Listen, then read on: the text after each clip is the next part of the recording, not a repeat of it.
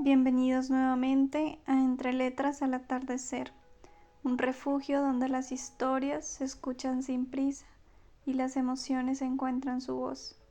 Continuamos con Cumbres Borrascosas, en su quinto capítulo, un momento clave en el que los sentimientos se intensifican y la convivencia revela tensiones difíciles de ocultar.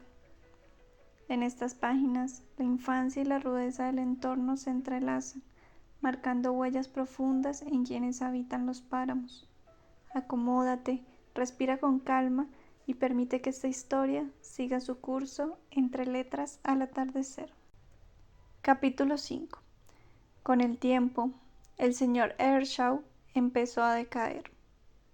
Había sido un hombre recio y sano, pero cuando sus fuerzas le abandonaron y se vio obligado a pasarse la vida al lado de la chimenea, se volvió suspicaz e irritable. Se ofendía por una pequeñez y se enfurecía ante cualquier imaginaria falta de respeto.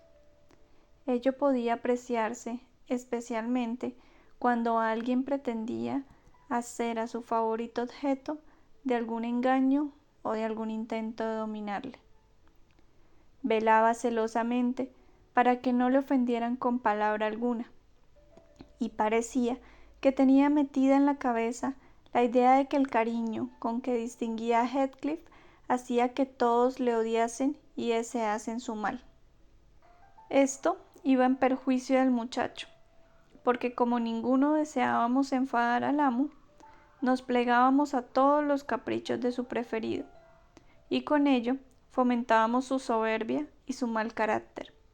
En 2 o 3 ocasiones, los desprecios de Hindley hacia Heathcliff en presencia de su padre excitaron la cólera del anciano, quien cogía su bastón para golpear a su hijo y se estremecía de furor al no poder hacerlo por falta de fuerzas.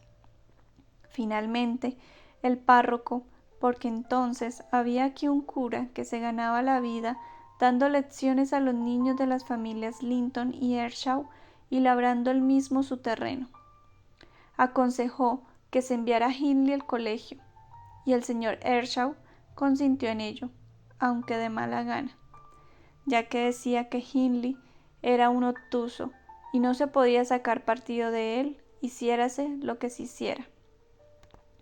Yo, dolida, viendo lo caro que el señor pagaba los resultados de su buena obra, esperé que así se restableciese la paz. Me parecía que los disgustos familiares estaban amargando su vejez.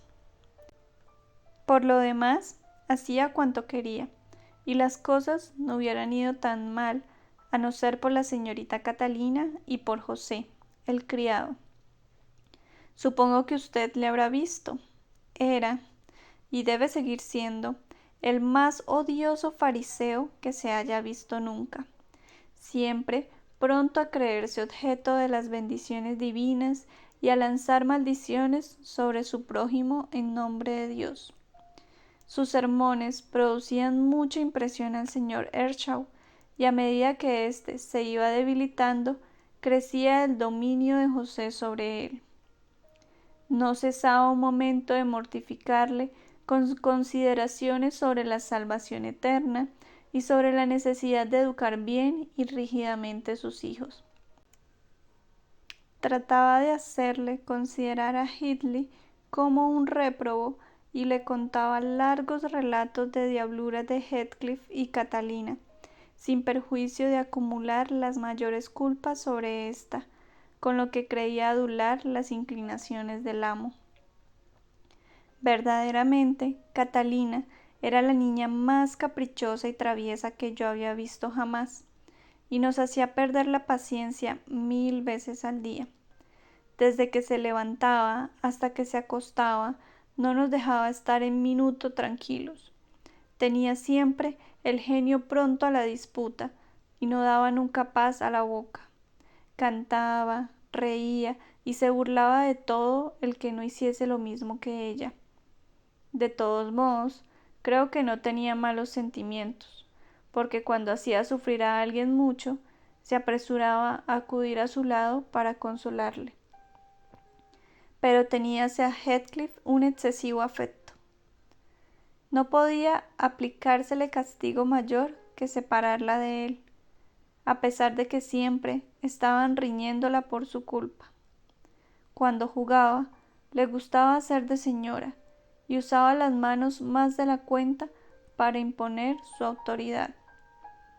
Quería ser igual conmigo, pero yo le hice saber que no estaba dispuesta a soportar sus golpes ni sus órdenes.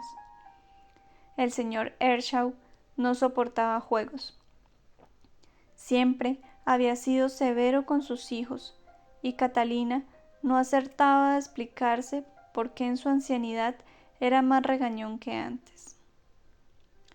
Parecía sentir un perverso placer en provocarle.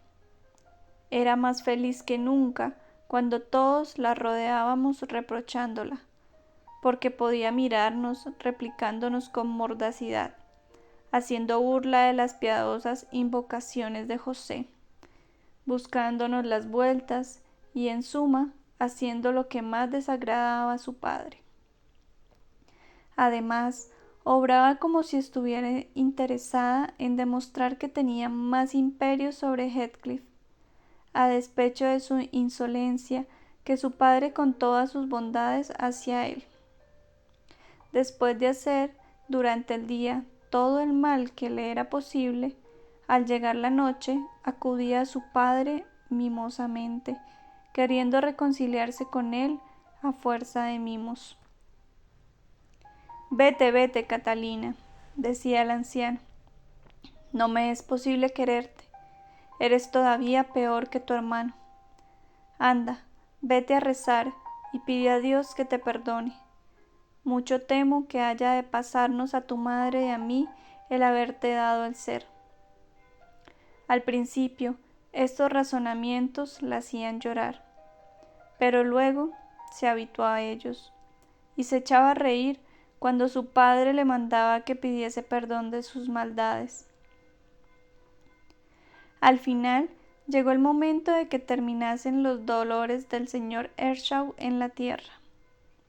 Murió una noche de octubre, plácidamente, estando sentado en su sillón al lado del fuego. Soplaba un fuerte viento en torno a la casa y resonaba en el cañón de la chimenea. Era un aire violento y tempestuoso, pero no frío. Todos estábamos juntos, yo un poco apartada de la lumbre haciendo calceta y José leyendo la Biblia. Los criados, entonces, una vez que terminaban sus faenas, solían reunirse en el salón con las señores. La señorita Catalina estaba pacífica, porque había pasado una enfermedad reciente y permanecía apoyada en las rodillas de su padre.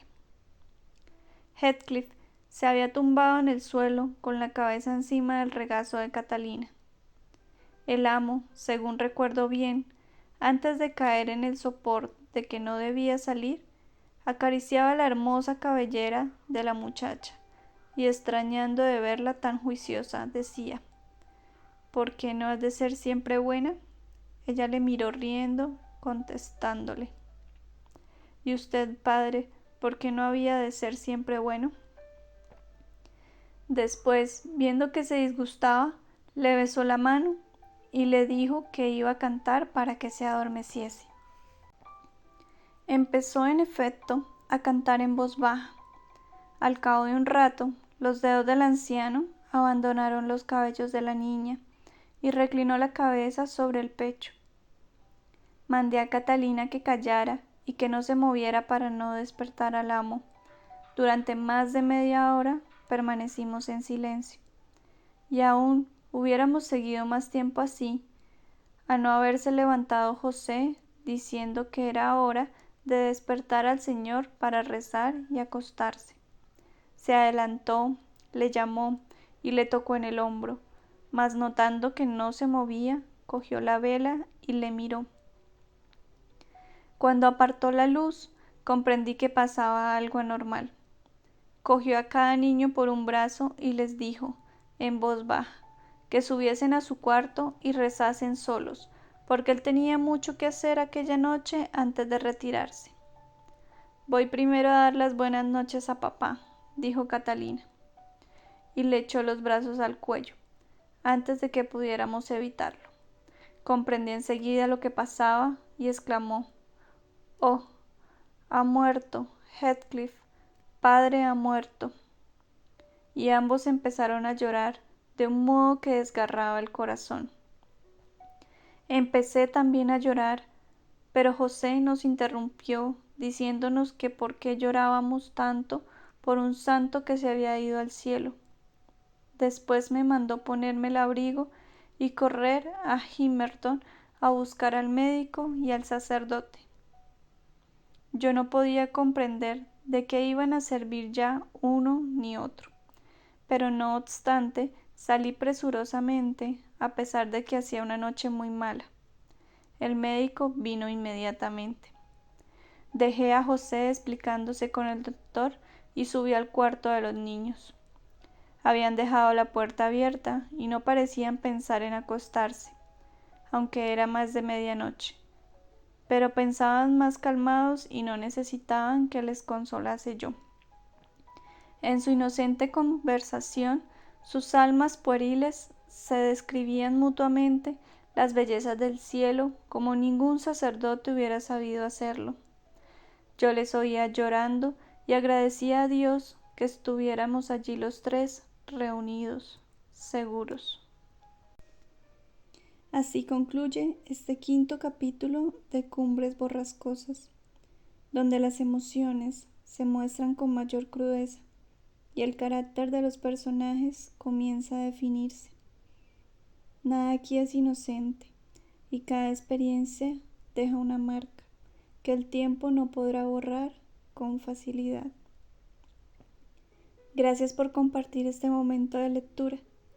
Si estas palabras te acompañaron en tu tarde o en tu noche, suscríbete al canal para seguir recorriendo juntos las historias que viven entre letras al atardecer.